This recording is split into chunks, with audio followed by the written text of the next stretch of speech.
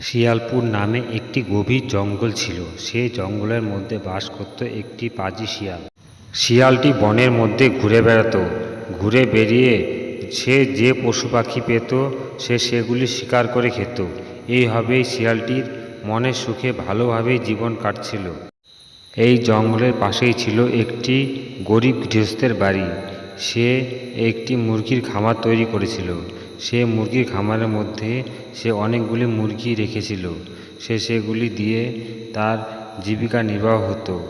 এই মুরগিগুলি ডিম পাড়ত, সেগুলি সে বাজারে বিক্রি করত। তারপর তার সংসার চলতো। এইভাবেই তার সংসার চলছিল। একদিন শিয়ালটি সেই পথ দিয়ে যাচ্ছিল। যেতে যেতে সেই মুরগির দিকে তার নজর পড়ে গেল। তখন শিয়াল মনে মনে ভাবতে থাকলো, এখানে এত বড় বড় মুরগি, আমি এদিকে জঙ্গলে সব পশু পাখি খেয়ে ফেলেছি, আমার কোনো খাবারই নেই। এখানে থাকতে আমি এত জঙ্গল খুঁজে বেড়াচ্ছি কেন? আমি প্রত্যেকদিনই এইখানে এসে একটি করে মুরগি খেয়ে যাব। বেশি খাওয়া যাবে না, বেশি খেলে গৃহস্থ টের পেয়ে যাবে। তখন সে ভাবতে ভাবতে শিয়ালটি সেখান থেকে চলে গেল। তারপর সন্ধ্যা হয়ে এলো। সন্ধ্যা হয়ে আসার পর শিয়ালটি সেই মুরগি খামারের সামনে এসে পৌঁছালো। তখন গৃহস্থ ঘুমিয়ে পড়েছে।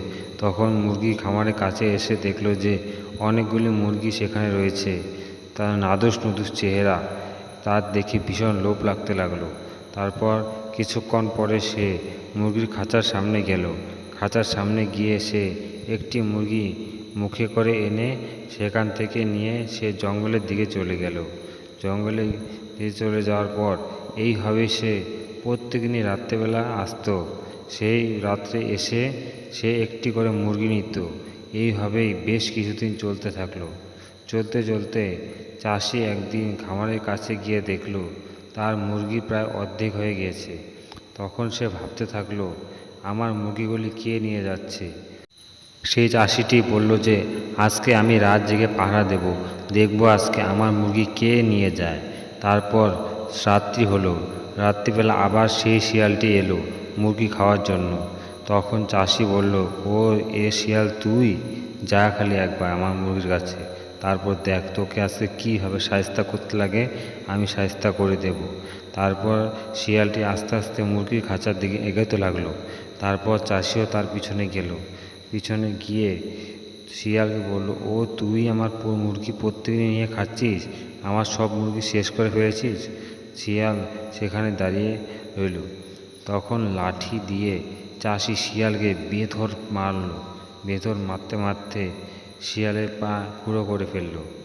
তারপর শিয়ালকে বলতে লাগলো, জীবনে আমার বাড়ির আশেপাশে আসবি না, আসলে তোকে মেরেই ফেলবো, এবার তোকে লাস্ট চান্স দিলাম। শিয়াল তারপর ঘোরাতে ঘোরাতে জঙ্গলের দিকে চলে গেল। তারপর শিয়াল আর চাষির বাড়ির দিকে মুখ ঘুরেও তাকায় না। যে শাস্তি পেল। বন্ধুরা, আমরা গল্পটি থেকে কি শিখলাম? যে বেশি লোভ করা ভালো নয়, কম লোভ করাই ভালো। বন্ধুরা, আমার চ্যানেলটিকে যারা এখনও সাবস্ক্রাইব করনি তারা আমার সাবস্ক্রাইব করে চ্যানেলটির পাশে থেকো।